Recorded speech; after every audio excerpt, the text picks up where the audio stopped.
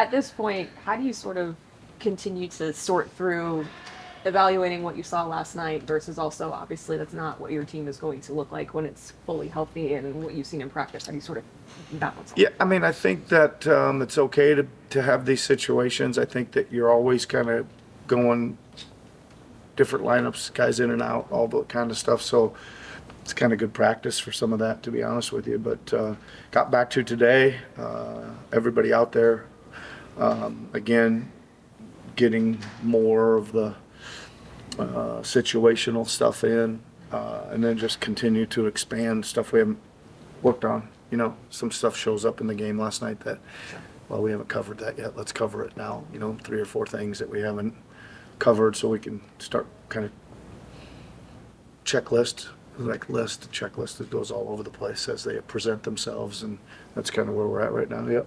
Nick, I don't ever think we asked you last night. Was Drum okay after he got rolled up Yep. on a little bit in the first half? So he's all Yep. good. He's all good. Yeah.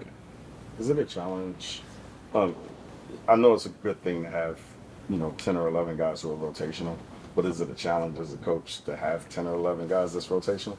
I hope we have that many, right? I think we do at this point. I think there's a lot of guys I feel comfortable playing out there in a game.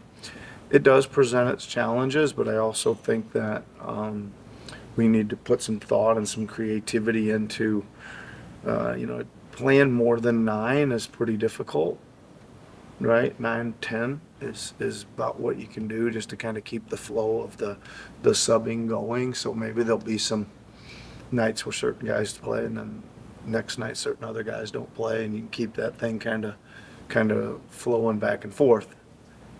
I hope that's what we get to, but usually it sorts itself out when you got 9 or 10 of those 12 available, right? Nick, when it comes to pace, do you have a specific goal you're shooting for as far as either rank in the league or a certain number, or just at least being better than last year? The last thing for sure, right? We want to be better than last year. I also think that again, I think the personnel dictates us to be faster this year. I think we got more wings that can get out. And you saw a little bit of it last night. Just throw aheads to guys that are in the open floor that can attack and at least hit the paint. If not, create some offense, not necessarily a shot.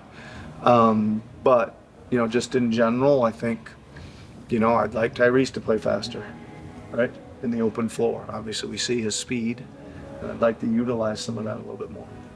Eric was just talking about how defensive rebounding and pace are sort of tied together. How do you go about coaching those 2 areas as far as developing habits day to day? Yeah, so we're it's exactly what we're doing.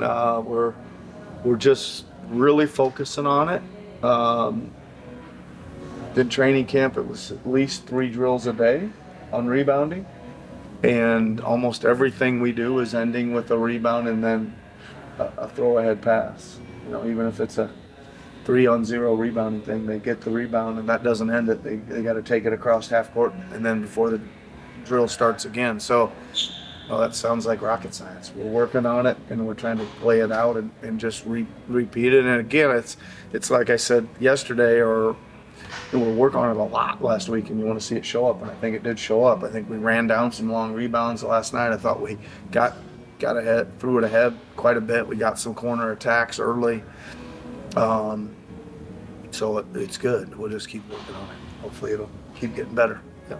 Go off of all that, the nuance of Tyrese using his speed more and kind of maximizing that. What more does what does that look like just for him specifically? Well, it looks like him. Again, it probably starts with mindset of I got to be more aggressive, I got to be faster, and then it probably goes to the next biggest thing is can he catch the ball up the floor further, right? Can we make the old style? There's a rebound, turn, there's the outlet up the floor, and he's got a head start, or he's catching it in motion.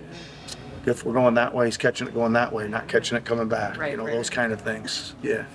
Ricky was just up here talking about he feels like he has a better feel and understanding of the game. Is that what you're seeing as well with them out there? Yep.